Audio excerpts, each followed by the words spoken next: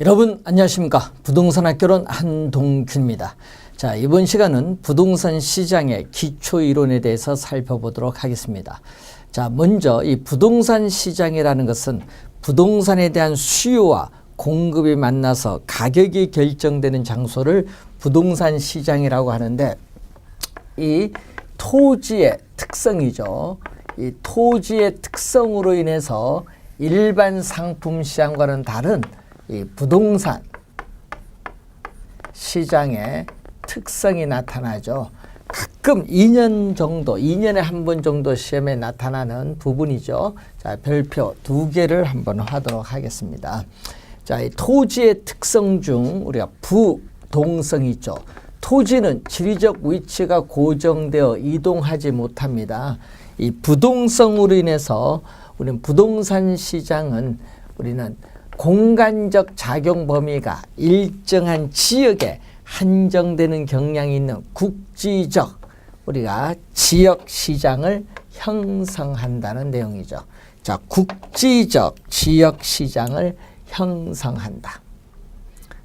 예. 그렇기 때문에 우리는 부동산에 위치해 있는 현장에 가서 확인을 해야 되는 임장 활동화가 나타나겠죠. 자, 이 전체 부동산 시장, 이 마케팅이다. 네, 전체 부동산 시장을 마케트라고 한다면은, 자, 이 부동산 시장을 우리가 용도에 따라 주거용 부동산 시장, 상업용 부동산 시장, 공업용 부동산 시장으로 나누어줄 수 있는데, 이 각각의 시장을 이 마케트에 대해서 서브 마케트라고 하죠. 이 서브 마케트를 부분 시장 또는 하위 시장으로 번역을 합니다. 자, 그렇기 때문에 부동산에 있어서의 이 용도별 우리는 권리 형태에 따라 부동산 매매 시장, 임대차 시장으로 나누죠. 우리가 등에 따라 전체 부동산 시장이 여러 개의 시장으로 나누어지는 시장에 있어서의 세 분화가 나타나죠. 이러한 시장의 이 세 분화로 인해서 부분 하위 시장이 형성된다는 내용이죠. 자, 그래서 이 부분 시장별로 경우에 따라서는 시장의 불균형을 초래할 수도 있죠. 자, 예를 들어서 전세 시장에서 전세에 대한 수요량은 많은데 전세 공급이 부족해서 전세 시장에서의 불균형을 초래할 수도 있습니다.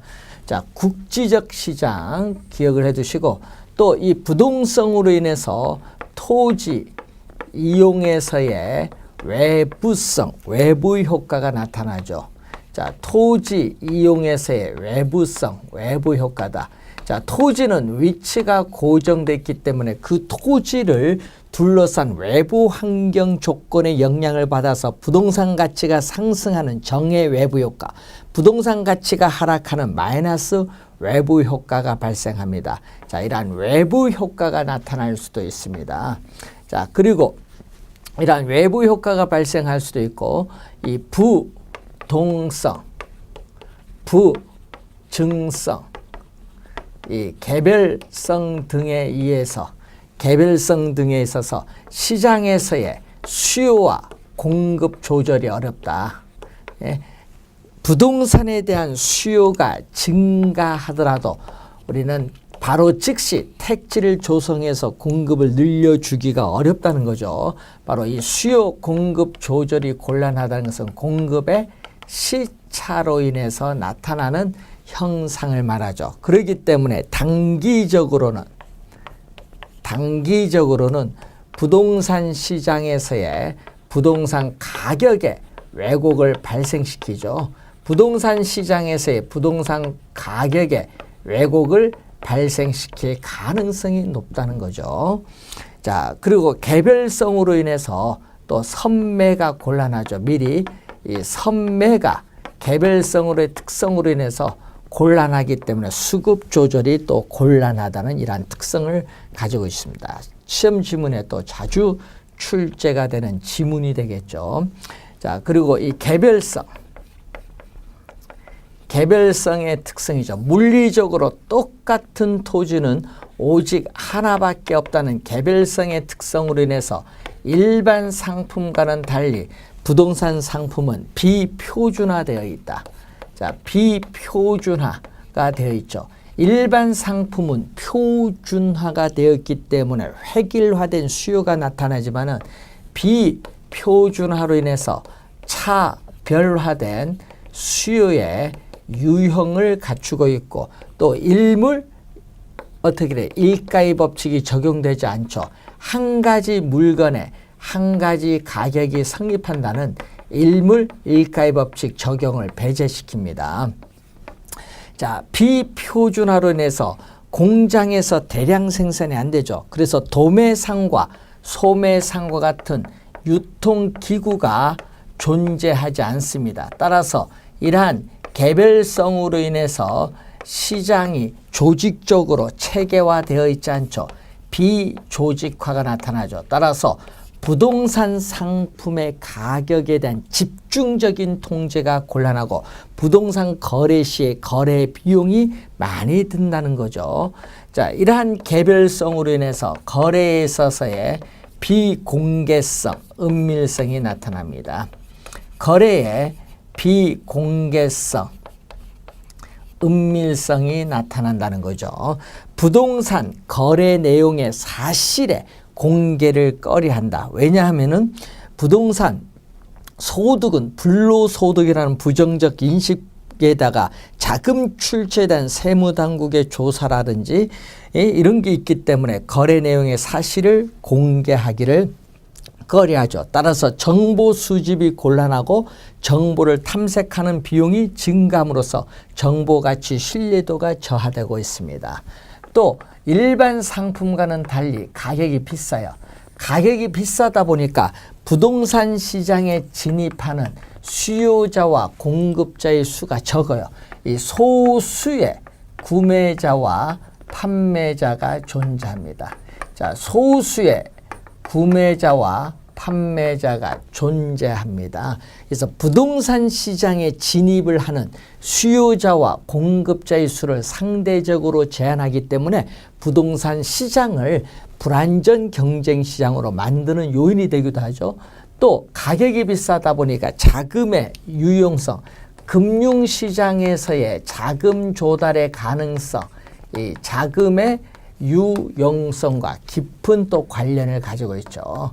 자, 깊은 우리가 연관을 맺고 이 자금의 유용성은 바로 우리는 금융시장에서의 금리, 이 이자율과 관련되는데 이 금리는 정부에 있어서의 이 금융정책, 정부의 금융정책과 밀접한 관련을 가지고 있다. 정부의 금융정책과 우리는 밀접한 관련을 가지고 있는 게 바로 우리는 금리가 되겠죠.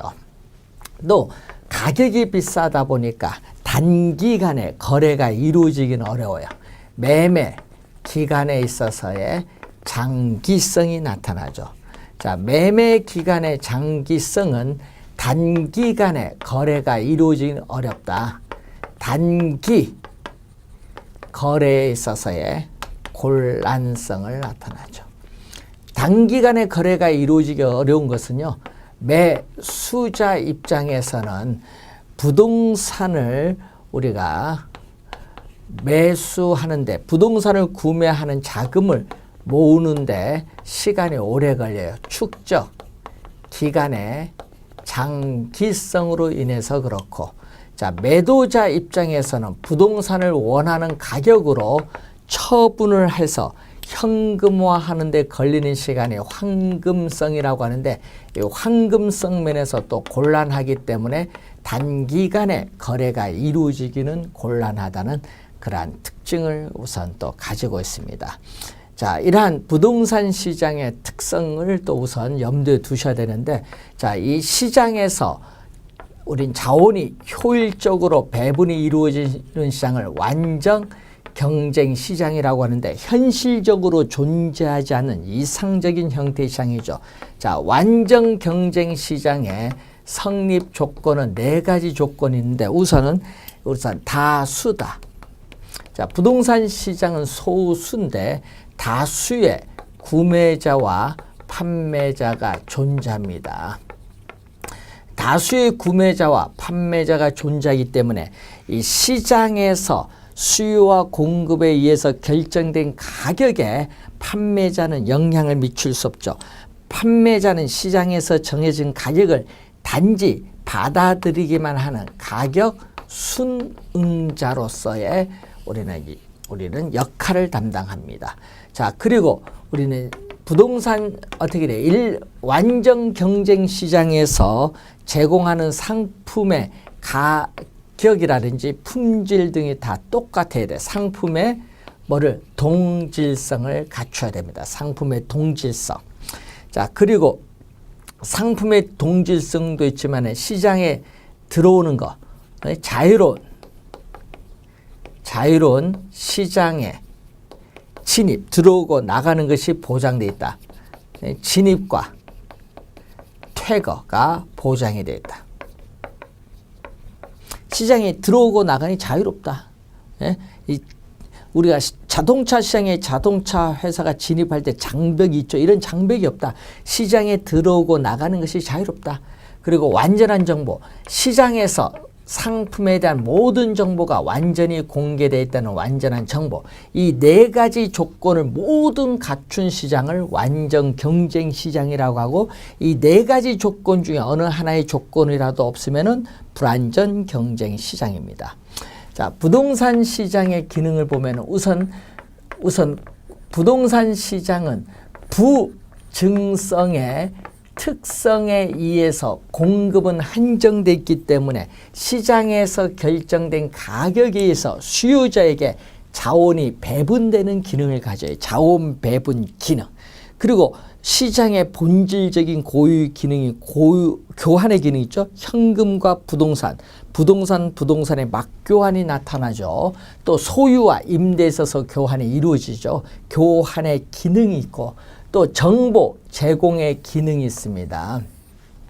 자, 우선은 가격을 보게 되면 매도자가 처음 불러본 가격이 5억이고 매수자가 처음 불러본 가격이 3억이면은 가격 격차가 심해서 거래 계약이 체결이 안 돼요.